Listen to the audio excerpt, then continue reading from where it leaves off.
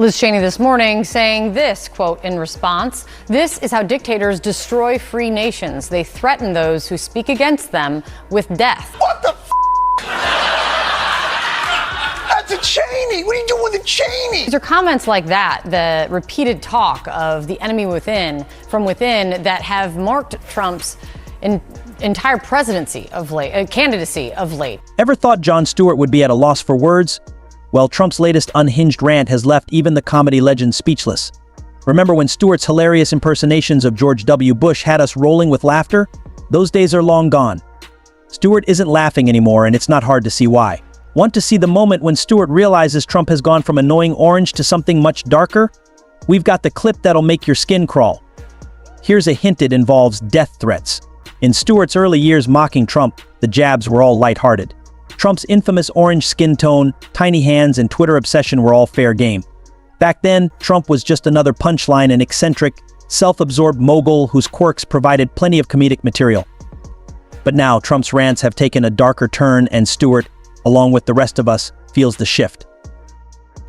What happens when a man who was once just an orange punchline suddenly becomes a looming threat? Watch the moment that Jon Stewart realizes the punchline has turned deadly serious. As time went on, Jon Stewart's playful jabs at Trump began to take on a sharper edge. He was no longer just poking fun at Trump's appearance or eccentricities. He was sounding alarms about the dangers of having a reality TV personality in the highest office. Imagine your high school class clown suddenly taking the stage as a TED speaker on nuclear physics. It's as surreal as a meteor shower. You can sense something big is happening, and it's probably not good. The most chilling part? Stewart's latest reaction to Trump's antics isn't just serious, it's downright terrifying, the kind that leaves jaws dropping and eyes wide. When the man who built a career on making us laugh at political absurdities looks genuinely frightened, maybe it's time we all pay attention. What pushed Trump from being Stewart's favorite punchline to a figure of genuine fear? Something about Trump's increasingly unhinged behavior has turned Stewart, the comedy maestro, into a modern-day Chicken Little, sounding the alarm. Prepare yourself, Buttercup, because we're about to dive into the abyss of Trump's latest chaotic ramblings, and believe me, it's not going to be pretty. But before we go any further, let's take a moment to savor the irony here. Jon Stewart, the man who made his career by laughing at the absurdity of politics, is now the one saying it's no laughing matter. When Stewart's not laughing, you know things have taken a dark turn. So brace yourself for Trump's latest verbal disaster, a spectacle that's horrifying rather than shocking. What could he have possibly said to make even Jon Stewart furious? Gather your popcorn, because once again, Donnie Diapers decided to sling mud, this time targeting Liz Cheney. And while Cheney may not be perfect, Trump's irrational and vitriolic attacks on her would make anyone see red. It's as if he's trying to win an award for the most unhinged political speech in history. But here's the question on everyone's mind: what exactly did the orange turd say this time? Buckle up, because it's a roller coaster that even Stewart finds hard to laugh at anymore. This goes beyond Trump just being Trump. It's unhinged on a level that's shocking, even by his standards. Remember the days when we used to roll our eyes or even laugh at his wild tweets? This isn't that. This is a chilling escalation that makes us wonder how far he'll go. We used to live in simpler times, didn't we? Now it seems Trump is fully embracing the role of a dictatorial fantasist, openly proposing the death penalty for his political opponents. His campaign has even brushed off the backlash as fake outrage. Apparently, in their world, advocating for someone's execution is just another day at the office. Words? They don't matter to them. It's as if they're operating in an alternate reality. What's more disturbing is that this isn't new for Trump. During his administration, he reportedly considered ordering the shooting of protesters. It's like he has an obsession with violence. Lately, he's taken to calling himself your warrior and your justice. What's next? Your supreme leader. No wonder Jon Stewart is going ballistic.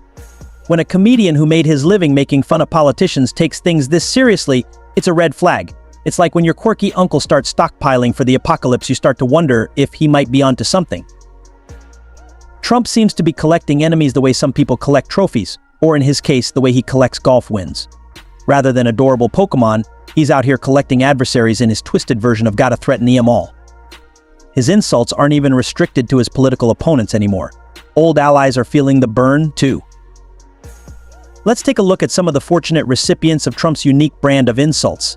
There's John Bolton, who gets labeled a real dope. Adam Kinzinger, now whack job, and Adam Schiff, creatively dubbed Watermelon Head. It's like he's raiding a third-grade playground for insults, reaching into a well of childish nicknames that would almost be funny if they weren't so troubling. It's become a game to see who can come up with the dumbest nickname, and trust me, Trump is well on his way to winning. You might be wondering just how many people Trump could possibly be at odds with. Brace yourself. Since 2022, he's insulted or threatened over 100 individuals he views as adversaries. That's right, over 100 people. He's on a mission to break the record for offending the most people in the shortest time. And for him, the real threat isn't outsiders, it's the enemy from within, those he deems radical left lunatics and sick people.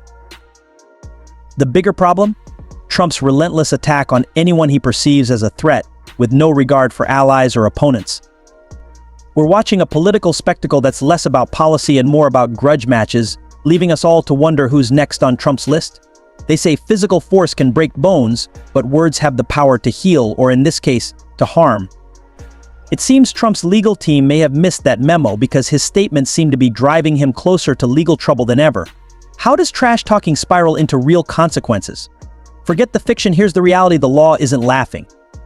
Trump's relentless verbal attacks may be shrugged off by some as just Trump being Trump, but legally, his words are sparking serious concerns. Remember the time Trump wanted permission to shoot demonstrators? His tough guy act veered into unsettling territory, and it wasn't just a tasteless joke. It's as if he's waving off the law, assuming he's untouchable. The irony? If any regular person made such threats, they'd likely be facing charges. But for Trump, it's different. Like comparing a water pistol to a fire hose, his words may have a far more powerful and damaging impact. Legal experts aren't overlooking it, and Lady Liberty, unimpressed, seems to be waiting for him to face real consequences. If Trump keeps up the inflammatory rhetoric, his political future may be on the line. After all, running a campaign from behind bars would be difficult. And it's not just concern we're talking about here, people are truly frightened. A recent survey reveals that 70% of Americans feel heightened anxiety or frustration as the election looms. Trump's rhetoric has effectively united the nation in a shared state of stress. Could his words ultimately lead to legal action? It wouldn't be unprecedented. Legal experts warn that he's treading close to the line, and there is a history of political threats leading to incarceration.